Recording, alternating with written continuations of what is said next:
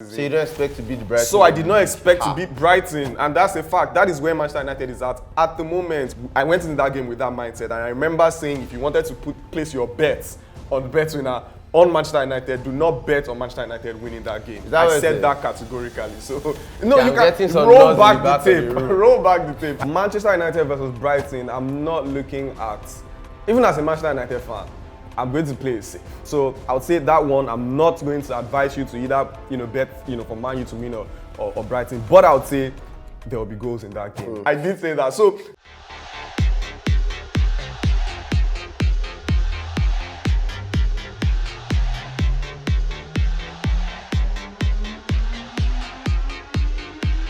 Yo, what's good, Sangalooo FC? We're back on a bright Monday, the first Monday after the first weekend in Premier League.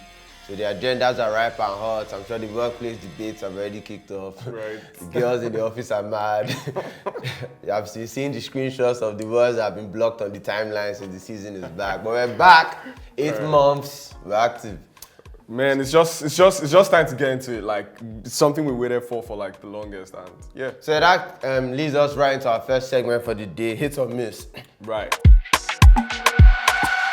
So one day, recapping to game week 1 and analyze if it was a hit or miss. There was also game week 1 in the Bundesliga as well, in case you might have missed that. Yeah, definitely. So in terms of the EPL generally, like game week 1, do you think it was a hit or a miss? I think it was a hit, man. There's a lot of exciting stuff. So first of all, I think we should start off with the headline news. Haaland, City jersey back there. Premier League debut, light race, problems. Yeah, and Haaland, of course, it was more or less what we expected, right? It was too much of what we expected that is frightening. Do you get? It's frightening. One of the commentators categorically said this is frightening for the rest of the league. It's code red. Right. Because Haaland did everything that you'd expect. The first goal, he got him behind, so he showed that deadly pace, that strength, that directness immediately. That link up with KDB, we've seen it come to fruition immediately. Perfect through, why should that not happen almost every game? Football matches are 90 minutes long. You put both of them on the pitch for 90 minutes. Why should that not happen every single game? And that link up actually led to the 2 goals that they scored, right? The first one led to the penalty, and then the second one led to the goal. So it looks like he's on penalty duties as well. So those goals you're expecting for him, but add like 3 or 4 to it now. That's another thing. And I feel like when we get to the FPL segment, I would piggyback on Haaland and FPL. But yeah, Haaland definitely in the shout for top scorer already. Headline boy. Another big piece of news straight into the season. Liverpool are already chasing Manchester City as usual from game week 1. It was an exciting game. I'm sure you enjoyed it. So that's the thing. I did not necessarily enjoy it because I do not like Liverpool, and I also do not like Manchester City, and I don't want Manchester City to run away with the title again this season. They never run away. There's 1 point. So I always just say dragging them, but it's 1 point. It was just last seasons. It was just 3 out of 5 seasons is 1 point, bro. But then, yeah, it was interesting to see. I think Liverpool will miss Sadio Mane. There's no 2 ways about it. Sadio Mane was such a technically gifted player. Even when the midfield wasn't doing well enough in a game, you would see the front 3 perform excellently well, and they covered up for the shortcomings in midfield, because the issues that we're talking about in Liverpool's midfield today have existed for the past 2-3 seasons. Liverpool are looking source. I feel like they need to bring in a more, or let me say, an experience. They have, Carvalho who they signed, and they also have that other young star that came in that game, Harvey Elliott, but they need an experienced head, a big signing in midfield. Okay, so I guess that's the point that I was ultimately making, that the shortcomings were in midfield and not in attack. I feel like game week 1, Liverpool didn't win. It's easy to say, okay, yes, Mane left, so it's just a direct correlation to that. But I feel Fulham did a brilliant job. They came out starting the season with ginger. Like all the other times they've come to the Premier League, they've gone right back down immediately. Mitrovic has come in with a point to prove, and he had a brilliant game. He was the best player on the pitch by far. I think that was why Fulham lost the game, not because of Liverpool shortcomings. And I feel Why The game for Liverpool, why Fulham exactly why Fulham got the You point. just expected Fulham to lose. Yeah, I mean, it was a point.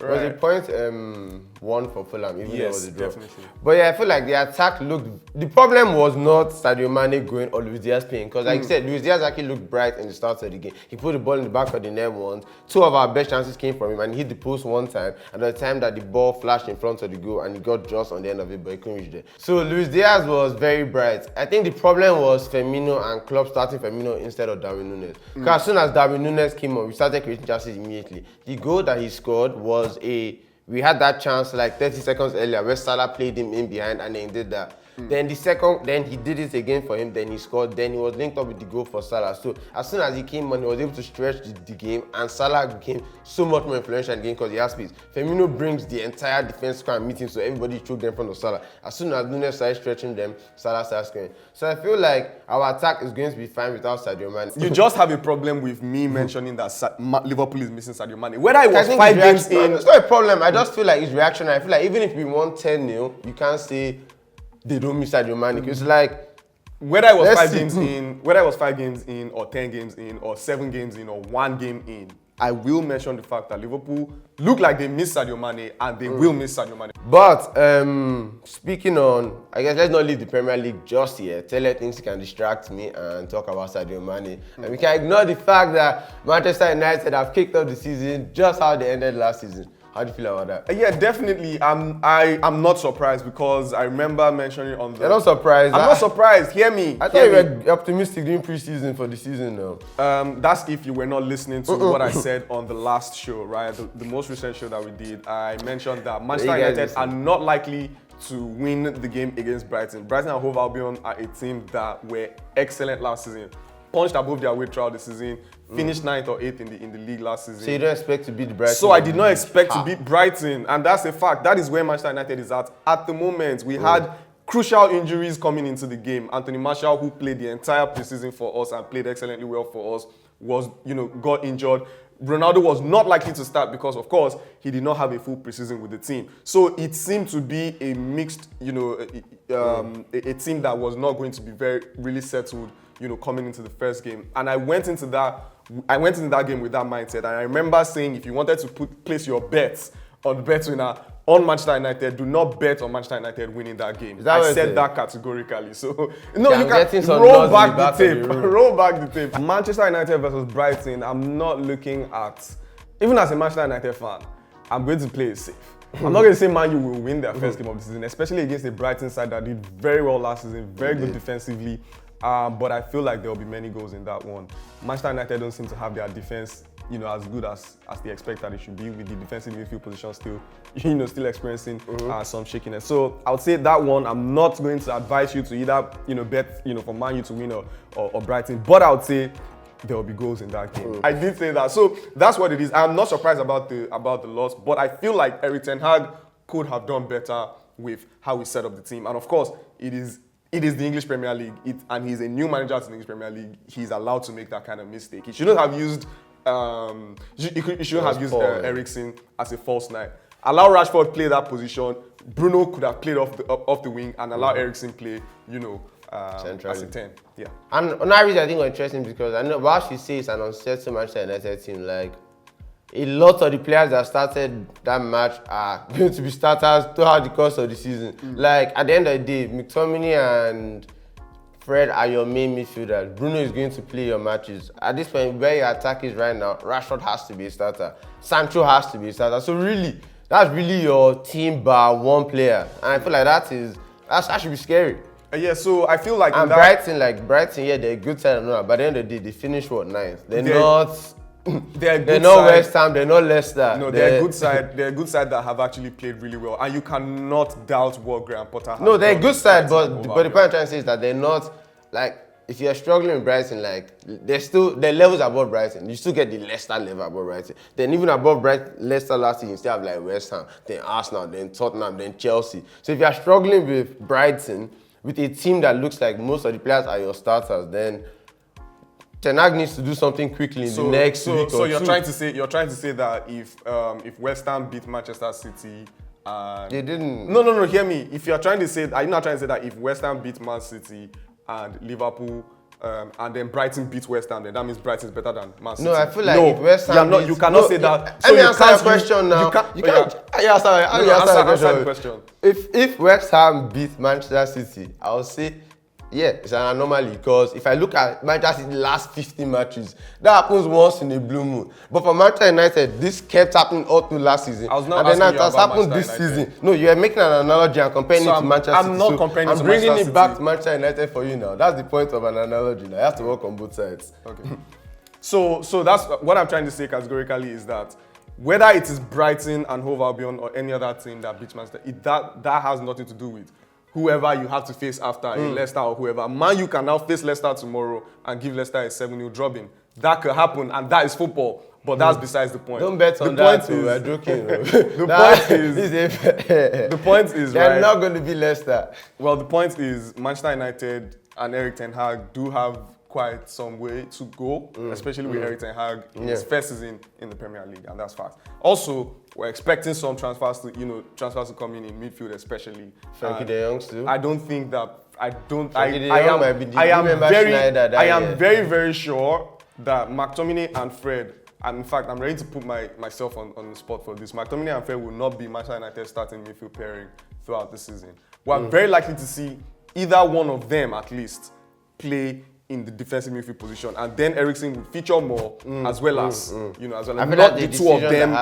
Not the two of them playing as like. On that question, while we're saying United, is Martinez here to bench Varane or what's the P? Martinez is not here to bench Varane. Martinez is here to bench either one of them, right? So Martinez is going to start as the left centre back, and then the right centre back is up for grabs between Maguire, Varane, and Lindelof. Eric Bailly is very likely to leave. Eric Bailly is very likely to leave. That's a shame. I think Bailly might be your best defender. But that's he doesn't stay fit. Yeah, so he's not somebody you can rest all your hopes on in that regard. So yeah, hits or miss. We're still on hits or miss. We're still looking at game week 1. Another major league has started, and that's the Bundesliga. So back to Sadio Mane. He's off the mark in Germany on his debut. They put six goals past their opponents. Business as usual in the Bundesliga. I'm just happy for Sadio Mane because that's a player who I have a very, very, very personal love for. I did not like the fact that he was at Liverpool, but that just happened. Where do you love him before Liverpool? I mean, I'm just saying, right? So he seems to have brought himself into that team, and he seems to find himself at home in that team. Sure. After the game, he went and was celebrating with the crowd. That's Sadio for you, bro. There's no other way. That's my boy for you. There's no other way to endear yourself He's to the people's Barbarians than what he did. You remember that Muller celebration after the game where he it's German culture. So heritage in Germany. And that's a player that's just intelligent. Besides what you do on the pitch, Sadio Mane and besides what you do on the pitch, his off the pitch antics have been excellent. They've been flawless. What he does for the people back home in Senegal is brilliant. Like, he's a man of the community, and there's no surprise that he will embrace the community in Munich the way he did at Liverpool. Yeah, I think and he's going to score the way he scored. It's just, you can't fault Sadio Mane with almost anything. So yeah, great to see that from Sadio Mane. On to our next segment, the question of the day. So game week 1 has started, so I guess we have a little teaser. So now you can make slightly more informed decisions on the questions I'm about to ask. So first of all, we're going to ask, who do you think is going to win the Premier League? So it's still between Manchester City and Liverpool for me, but I want to say Tottenham Hotspur. that is crazy, I know. It is crazy, and it is a very long shot. I promise you, if you bet on it now, did you see that person who placed 500,000 naira Arsenal to win at the end of the season? He win I think 15 million naira thereabouts. Is that kind of bet I'm looking at right now? Both of you are joking. But that kind of bet I'm check looking on at bet right now. I'm sure they have the odds somewhere. Yeah, definitely. If you're going to place that bet to the bet winner. So I think City will retain the title. Just to quickly elaborate a little bit. I feel like they have pretty impressive squad depth. They do. I think that they do. And we have a very interesting schedule this season. So I think those are nice reasons why Tottenham might have a good season. They have a great manager, they have the top goal scorer, they have Son, they brought in Bissouma. Those are all great reasons, but none of those reasons make them better than Man City for me. Tottenham can have a better season than Manchester City and Liverpool this season, in my opinion. And win the league? And win the league, I think so. Because that's the same way it happened with Leicester City, for instance. Okay, anything can happen. So Man Facts, I feel like, in a world where you think Man City, it can't right? happen now. I think Tottenham. You don't think let's see Tottenham how it Tele, goes. don't be. Let's see how it goes. I know the thing is, Tele's not going to put his money on Tottenham. Let's see how it Are you goes going to say that 5,000 naira bet? Not even 50k, 5,000. You're not going to take it. Let's see how it goes. So yeah, remember bet winner for that for sure. Yeah. So I'm top 4. Top 4. Who do you think's finishing in top 4? What's your top 4? So Tottenham first. I think Tottenham first. Liverpool, Man City, and then Arsenal. That's bold. Yeah. So I'm going to go City, Liverpool, Tottenham, Arsenal. Yeah. All right, and then Golden Boot. Who's winning the Golden Boot? Golden Boot. That one, I still think maybe it's Son. Son again. I think it's. You think you can do it again without pens? Son. That season was special because Kane is a game without pens. I think if he does a game without pens, then he might be the best striker in the world. I think Son. At Tottenham, they shipped in 4 goals against Southampton in their first goal. So in their first game, does it again so it looks penalties, like they are in the mood to score goals, and they seem to have everything about them to score goals. Kulusevski is assisting in boatloads. Harry Kane, when he starts playing after August, because he used to leave August for everybody. So when he starts playing in September, he's very likely to give those assists. Well, I think the Golden Boot is a man that deserves more respect. Like the things this guy is doing, it should obviously be your sure bet for Golden Boot. Mo Salah is 1-3 in the last 5 years. Yeah. He's on track to equal Henry's record of 4 Golden Boots in Premier League history. The 2-time PFA winner. He's already started it already. He has 1 goal and 1 assist game week 1. The man is just a stats He doesn't machine. have an assist. He got an assist for Nunes' goal. Okay. He passed the ball to Nunes, got the assist, got the goal. Game week 1 off the mark already. Salah, that's my pick for. So yeah, if I wasn't going to say Son though, I'd say Mo Salah. So yeah, those are our 3 main picks for the season. You guys comment below with your picks as well. So we're gonna wrap up with a brief look into our FPL teams. Yep. Maybe we should get our teams come up on the screen. I decked Tele this week by a fine margin of like 3 points. 3 points. Yeah. 3 points. So we're gonna run down our picks that we gave you guys last week. I think one that was exciting was you mentioned Zinchenko as one of the sneaky picks, and he got off the mark for Arsenal with an assist. The assist of their first goal, and he looked really good. He looked excellent. He looked really good. He looked excellent. And like I said, Arteta knows how to use the boy. They work together at Manchester City. And Zinchenko is a very, very tactically gifted player. And the man is a fighter, man. He's also a player that is being played out of position. Do not forget that. And people seem to underrate that. When players are played out of position, they seem to just give you the points. Another of our picks, so obviously Cancelo, I gave you guys the Cancelo pick. He kept his clean sheet. Rich James, I think Rich James got an assist. Rich James also did. Oh, he got bonus points, 7 points. but he got 7 points. Rich James, that was a big pick in there as well. So that's a full recap, a mini recap on our FPL teams. I guess in our mini Sangalooo league with just both of us. 3 points up, early doors. All right, before we wrap up, we have something special from the good people at Bet Winner. First of all, the first special offer is the Everyday Accumulator. So the good people at Bet Winner put together an accumulator for you, and you get a chance to play this accumulator, or you can edit it. This accumulator is carefully selected. They look to the odds and make sure you're right, because they're good people like that. So play that. And the beautiful people over at BetWinner Nigeria also promise you instant payouts. The process is automated and you get your money in your account in about 5 minutes. No more, no less. And then in addition to this account that they've carefully created for you, which they will pay out instantly, you can also insure your bets, meaning that you don't lose your complete stake if you insure a certain portion of your bet. Right. I mean, that's a complete package for anybody in this game. There's also something on there for you. If it's your birthday, there's a special birthday bonus. There's also that special Thursday bonus. On BetWinner Nigeria, it's like you get a bonus, you get a bonus, you get a bonus. Everybody gets a bonus. Bonus for the whole team, man. All right, guys. Right. All right, thanks for rocking with us for yet another episode of Sangalooo. That's game week 1 in the books. Thanks for rocking with us. We're going to be with you from game week 1 to game week 38. with the tips, FPL tips, the transfer rumors when that season comes, World Cup season. It's an action-packed season, and we're going to be with you the whole way. Before you go, make sure to like and subscribe this video, share with your friends. Make sure you follow us on our brand new Instagram page, Sangalooo Ball, Sangalooo with 3 O's, 1 S.